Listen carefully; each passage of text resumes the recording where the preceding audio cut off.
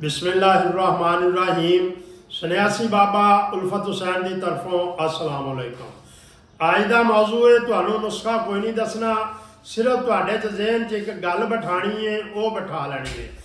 कई बंदे वीडियो मेरी ला रहे हैं और नंबर अपने चला रहे हैं, तुहाडे नाल धोखा हो रहा है, फ्रॉड हो रहा है।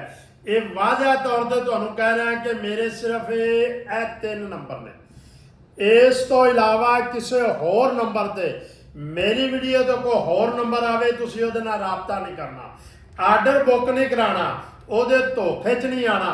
सिर्फ 3 ही नंबर ने, और किसी नंबर से तुसीं कॉल नहीं करनी, ना तुसीं मेडिसिन मंगानी है। ये ज़हन च रखना है, क्योंकि लोग मेरी वीडियो ला के नंबर अपने चला रहे हैं, तुहाडे नाल फ्रॉड कर रहे हैं सिर्फ पैसे की खातर। पता नहीं इन्होंने मरना भी कि नहीं मरना। ये चोर के पुत्र तुहाडे नाल धोखा कर रहे हैं। सिर्फ 3 नंबरों से तुसीं राबता करना है, ये तो मेडिसिन मंगानी है।